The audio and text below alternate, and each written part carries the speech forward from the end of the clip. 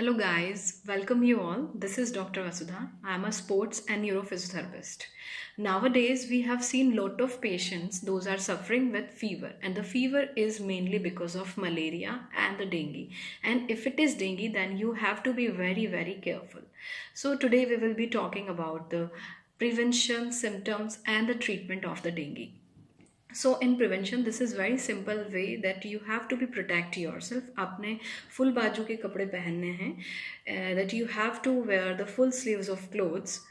आप अपने आप को जितना कवर करके चल सकते हैं दैट वुड बी बेटर. अगर आप अपने आप को कवर नहीं कर सकते हैं तो there is a anti mosquito repellents also available in the market, and you can use also roll on spray which is also available in the market. So अगर आप घर से बाहर जा रहे हैं तो आप अपने आप को जितना हो सकता है उतना कवर करके जाइए. सो ये this is all about the prevention. Now we will talk about the symptoms. अगर डेंगू का मच्छर आपको काट गया है, जनरली ये दिन में काटता है, और अगर आपको ये काट गया है तो इसका इंक्यूबेशन पीरियड होता है 2 से 3 दिन का, यानी कि इसके सिम्टम्स 2 से 3 दिन के बाद आने लगते हैं. सिम्टम्स में आपको नोसिया, हाई फीवर जिसे हम ब्रेकबोन फीवर भी कहते हैं, जॉइंट पेन होना, हेडेक होना, ये सारे इसके सिम्टम्स हैं. अगर ट्रीटमेंट की हम बात करते हैं तो पेशेंट को अगर उसका हाई फीवर है, उसका फीवर 102 या उससे अबव है, तो then definitely he should consult with the his doctor और हर डॉक्टर. और साथ ही में उसको अपना कंप्लीट ब्लड काउंट यानी कि CBC करवाना चाहिए. उसमें उसको प्लेटलेट्स देखना चाहिए, क्योंकि अभी तक इसका कोई एंटीडोट नहीं है. तो सिर्फ patience and the not to be getting panic is the only solution. साथ ही में आप अपना डेली बेसिस पे प्लेटलेट्स काउंट देखते रहिए. सपोज़ करिए अगर आपका प्लेटलेट काउंट्स 1,25,000 तक आता है, जो कि नॉर्मली 1.5 लाख तक होता है, और आपको डेंगू हो गया उसके बाद ये 1,25,000 तक आता है या उससे कम 85,000, देन 60, देन 40 तक आ जाता है, तब भी आपको पैनिक नहीं होना है. बिकॉज किसी भी पेशेंट को जब तक कि उसका प्लेटलेट काउंट 10 तक ना आ जाए उसको प्लेटलेट्स नहीं चढ़ाते हैं. सो अगर आपका पेशेंट प्रॉपर फ्लूइड नहीं ले रहा है, फ्लूइड ओरली इंटेक नहीं कर रहा है, तो then you have to hospitalized that patient.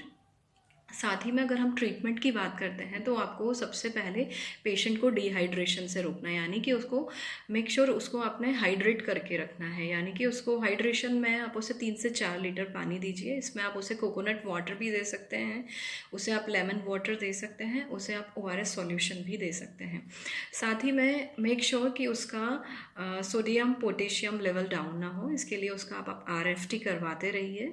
अगर हम डाइट की बात करते हैं तो पेशेंट को हमने प्रोटीन रिच डाइट देनी है, जिसमें आप उसे ओट्स दे सकते हैं, गुड़ के राइस दे सकते हैं, एमरंथ खीर दे सकते हैं, रागी का शीरा दे सकते हैं, क्विनोवा दे सकते हैं. ये सारे प्लेटलेट्स और आयंस इनमें भरपूर होता है. अगर आपका पेशेंट स्टिल अगर लिक्विड नहीं ले रहा है तो that matter would be a concern. आपने उसको प्लेटलेट्स और आयंस के लिए एक बहुत अच्छी मैजिक रेसिपी है.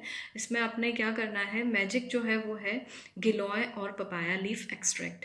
इसमें आपने इस मैजिक रेसिपी को आपने कैसे बनाना है, आपने गिलोय लेना है, गिलोय की लीफ या गिलोय का स्टेम साथ में लेना है, आपने पपाया लीफ लेनी है, तुलसी लीफ लेनी है. इन तीनों को आपने पानी के अंदर एक अच्छे से उबाल लेना है, जिसे हम कॉन्कॉक्शन भी कहते हैं. इस लिक्विड को आपने 2 से 3 बार पेशेंट को 3 से 4 चम्मच देते रहना है. इससे उसका प्लेटलेट्स एंड आयंस काफ़ी बैलेंस हो जाएगा. साथ में PCM is the only option for the patient. आपने उसे पैरासीटामोल देनी है. हम पेशेंट को एंटीबायोटिक्स नहीं दे सकते हैं. बस इतना ही है, यही ट्रीटमेंट है. घबराना नहीं है, पैनिक नहीं होना है. जब पेशेंट रिकवर होने वाला होता है तब उसे ईचिंग होती है, उसे हैंड्स में रेडनेस आती है, स्वेलिंग होती है.